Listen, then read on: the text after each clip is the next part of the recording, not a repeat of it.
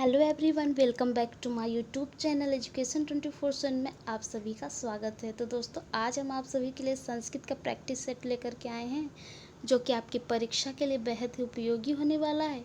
तो आप इस वीडियो के जितने भी क्वेश्चन बताए गए हैं छोटे छोटे, आप ज़रूर ध्यान दें, क्योंकि इन सारे क्वेश्चनों में से टेट में कई बार फंस चुके हैं और हर बार यही पूछा जाता है। मोस्ट इम्पॉर्टेंट टॉपिक है आपका संधि समास और उच्चारण स्थान, ये सबसे बनते हैं। तो चलिए चलते हैं अपने पहले क्वेश्चन की ओर। आज का हमारा पहला क्वेश्चन है कि यद्यपि का संधि विच्छेद है। यदि आपसे ऐसे पूछता है कि यद्यपि का संधि विच्छेद है, तो आप लगाएंगे यदि धन अपि होता है। यद्यपि का संधि विच्छेद क्या होता है? तो यदि धन अपि होता है। बाकी सारे रॉन्ग है आपके। नेक्स्ट है आपका कि तथैव में कौन सी संधि है? तो तथैव में, जैसा कि मात्रा से ही प्रतीत होता है कि एक मात्रा रहे तो गुण होता है और डबल रहे तो वृद्धि होता है। तो तथैव में संधि पूछा है तो तथैव में आपकी वृद्धि संधि हो जाएगी, बाकी सब रॉन्ग हो जाएंगे। नेक्स्ट है आपका दोस्तों कि पवन का संधि विच्छेद है। तो यदि पवन का संधि विच्छेद पूछता है तो पो धन अना होता है पवन, पवन का संधि विच्छेद। बाकी सब मिस्टेक रॉन्ग है।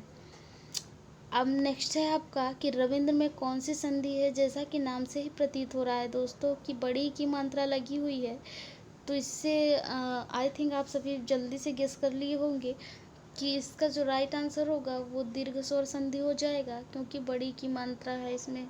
बाकी सब रॉन्ग है।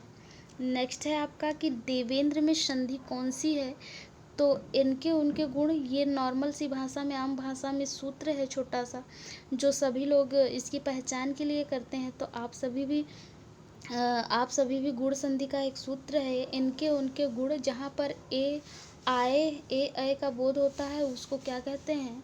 ए का बोध होता है, उसे गुण संधि कहते हैं। तो a is the correct answer हो जाएगा, बाकी सब आपके रॉन्ग हो जाएंगे। यदि पूछे कि देवेंद्र में कौन सी संधि है, तो गुण संधि है दोस्तों। इको यणचि किस संधि का सूत्र है? तो एक बात बता देना चाहते हैं आप सभी को, संधि के साथ साथ आप इसके सूत्रों को भी याद कर ले, क्योंकि आपके यूपी टेट में पिछली बार, अभी इस बार जो एग्ज़ाम हुआ था उसमें आया था क्वेश्चन, और सेमेस्टर में भी आते हैं। सो इसलिए जितने भी सूत्र हैं आप इसको ज़रूर पढ़ें। इको यणच किस संधि का सूत्र है? जैसा कि नाम से ही प्रतीत हो रहा है कि यण संधि का सूत्र है। बाकी सब रॉन्ग हैं आपके। नेक्स्ट है आपका कि आदि गुणा किस संधि का सूत्र है दोस्तों? तो आदि गुणा जो है गुण संधि का सूत्र है। बाकी सब रॉन्ग हैं आपके। नेक्स्ट है आपका कि उच्चारण स्थान से पूछ सकता है क्वेश्चन, और पूछता भी है हर बार, ये बहुत ही इम्पोर्टेंट है। तो जितने भी उच्चारण स्थान हैं सूत्र सहित आप सभी याद कर लें। तो यहाँ पर पूछा है कि क वर्ग का उच्चारण स्थान क्या होता है। जैसा कि यदि आपको सूत्र याद रहेगा तो आप आसानी से कर लेंगे, आपको कोई दिक्कत नहीं होगी। तो क वर्ग का उच्चारण स्थान क्या होता है, आइए हम समझ लेते हैं कैसे। अकु विसर्जनीय नाम कंठ, तो कंठ से होता है, ये आपका करेक्ट आंसर है। इच्चु यसा नाम तालु, ये नहीं है। उपु मध्यानिया नाम ओष्ठो, ये भी नहीं है। लितु लसा नाम दंता, ये भी नहीं है। अर्थात क वर्ग का उच्चारण स्थान आपका कंठ हो जाएगा। A is the correct answer. क वर्ग का उच्चारण स्थान पूछे तो आप कंठ लगाएंगे, अकु विसर्जनीय नाम कंठ। नेक्स्ट है आपका एंड लास्ट है कि सह पादेन खंजा अस्ति, वाक्य में पादेन किस विभक्ति का है? तो हमेशा जहाँ पर कुछ मतलब कमियाँ हो जिस शरीर में, तो वहाँ पर तृतीया होती है बालक के हमेशा। सह पादेन खंजा अस्ति, वाक्य में पादेन किस विभक्ति का है? तो आप हमेशा आंख मूंद के तृतीया मार देंगे, बाकी सब आपके रॉन्ग है। तो ये थे आपके 9 क्वेश्चन जो कि आपकी परीक्षा के लिए बहुत ही इम्पोर्टेंट है, और इन्हीं में से ज़्यादातर क्वेश्चन पूछते हैं, क्योंकि ये हर बार एकदम मोस्ट इम्पॉर्टेंट हो गया है।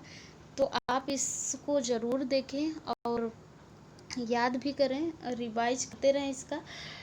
और आपके यूपी टेट में ये बहुत के सेमेस्टर में भी। तो चलिए मिलते हैं आपसे नेक्स्ट वीडियो में, तब तक के लिए नमस्कार। लॉकडाउन में अच्छे से पढ़ें, कंटिन्यू पढ़ाई जारी रखिए आप सभी, क्योंकि आपके एग्ज़ाम होने वाले हैं। धन्यवाद दोस्तों, नमस्कार।